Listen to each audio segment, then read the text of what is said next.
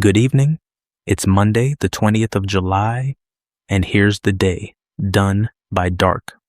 Tonight, the war with Iran reaches a ninth night and a 17th American. One of the heaviest barrages yet falls on Ukraine, and far from all the smoke, in New Jersey, a final whistle and a long goodbye. We begin with the war. We start with the war between the United States and Iran, because tonight it crossed another line. U.S. Central Command says American forces launched a new wave of strikes, the ninth straight night, aimed, in its words, at degrading Iran's ability to hit commercial ships in the Strait of Hormuz. And with those strikes came a sober count. 17 U.S. service members have now been killed since the fighting began, and more than 400 wounded. The most recent, a soldier killed Saturday in northern Iraq. The war is being felt well beyond the battlefield. Oil jumped again today.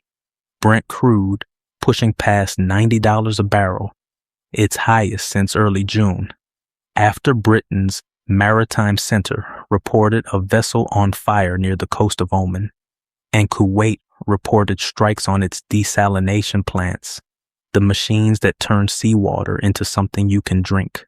President Trump, who has vowed the campaign will continue, spent part of the day mourning the fallen.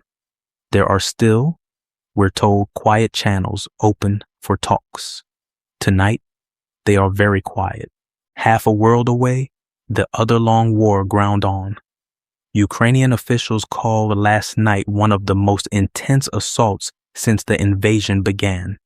A wave of ballistic missiles, drones, and guided bombs that killed at least 6 people and laid bare just how thin Ukraine's air defenses have worn as American-made Patriot interceptors run short. Ukraine answered in kind, its own drones striking logistics deep inside Russia. 2 wars on 2 continents, both asking the same hard question of how they end. And then there was last night, a reminder that the world still stops, sometimes for something other than a headline. In New Jersey, Spain won the World Cup. It took everything they had. A 1-0 win over Argentina, settled in extra time, Ferran Torres striking in the 106th minute against 10 men. It is Spain's second star, and the tournament's stingiest defense held to the very last. But the picture that will last is on the other bench. Lionel Messi, who carried Argentina here one more time, who very likely played his final World Cup match, walked off in tears, a runner-up. There is no shame in it. For the better part of 2 decades, he asked us to keep watching, and we did. Some goodbyes, you don't hurry.